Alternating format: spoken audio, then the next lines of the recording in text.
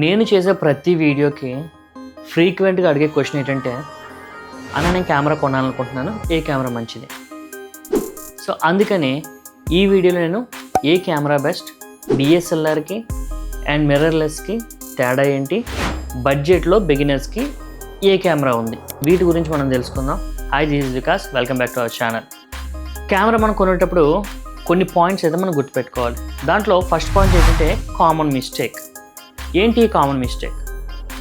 Common mistake ఏంటంటే ప్రతి ఒక్కరూ మన దగ్గర ఉన్న అమౌంట్ని బట్టి, అంటే మనీని బట్టి మనం కెమెరా కొనాలని అనుకుంటాం. మనకి తక్కువ రేట్లో కెమెరాస్ ఉంటాయి కానీ అంత మంచి పర్ఫార్మెన్స్ ఇవ్వవు.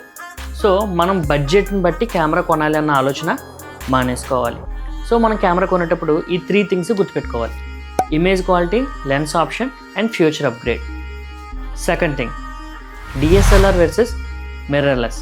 చాలామంది కెమెరా కొనే బిగినింగ్లో ఏంటంటే డిఎస్ఎల్ఆర్ కొనాలని అనుకుంటారు, కానీ ప్రజెంట్ మార్కెట్లో మిర్రర్లెస్ హావా అయితే సాగుతుంది. ఎందుకంటే డిఎస్ఎల్ఆర్ మ్యానుఫ్యాక్చరింగ్ అన్నది స్టాప్ చేసేసారు. ప్రజెంట్ మిర్రర్లెస్ అన్నవి ప్రొడ్యూస్ చేస్తున్నారు. డిఎస్ఎల్ఆర్ మనకి బడ్జెట్ ఫ్రెండ్లీగా ఉన్నప్పటికీ అది హెవీగా ఉంటుంది. మిర్రర్లెస్ అయితే అది లైట్ వెయిట్ ఉంటుంది అండ్ ఫోటో ప్లస్ వీడియో రెండు కూడా క్యాప్చర్ చేయొచ్చు. నా సజెషన్ వచ్చేసరికి మిర్రర్లెస్ తీసుకుంటే బెస్ట్. అండ్ థర్డ్ పాయింట్, మనకి బడ్జెట్లో ఏ కెమెరాస్ ఉన్నాయి? Sony ZV-E10.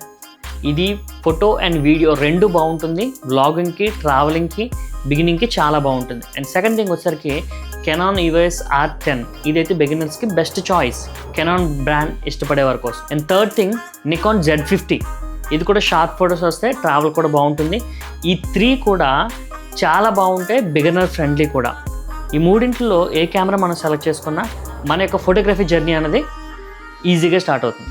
And finally conclusion, మీరు కెమెరా తీసుకునేటప్పుడు మీ కేటగిరీ ఏంటి అండ్ మీ పర్పస్ ఏంటనేది తెలుసుకోవాలి. ఎందుకంటే మీరు ఫోటోకి ఎక్కువ కెమెరా వాడతారా, వీడియోకి ఎక్కువ కెమెరా వాడతారా, ఈ విషయం ఖచ్చితంగా తెలుసుకోవాలి. మీరు వీడియో ఎక్కువ తీస్తూ ఫోటో కోసం కెమెరా తీసుకుంటే అది వేస్ట్ ఆఫ్ మనీ. అది మీరు ఫొటోస్ ఎక్కువ తీస్తూ వీడియోకి తగ్గట్టు కెమెరా తీసుకుంటే అది వేస్ట్ ఆఫ్ మనీ. సో మీరు మీ పర్పస్ తెలుసుకుని మీరు కెమెరా తీసుకున్నట్లయితే మీరు పెట్టిన డబ్బులకి వాల్యూ ఉంటుంది. సో ఈ వీడియో మీకు నచ్చినట్లయితే లైక్ చేయండి. ఎవరైతే కెమెరా కొనాలనుకుంటున్నారో వారికి వీడియోని షేర్ చేయండి. మన ఛానల్లో అన్ని ఫోటోగ్రఫీ గురించి, వీడియోగ్రఫీ గురించి ప్రతి ఒక్క ఇన్ఫర్మేషను, వీడియోస్ ఉంటాయి. వీలుంటే వెళ్ళి ఒకసారి చూడండి. ఇంకా మీకు ఏమైనా డౌట్స్ ఉన్నా, సజెషన్స్ ఉన్నా కింద కామెంట్ సెక్షన్లో కామెంట్ చేయండి.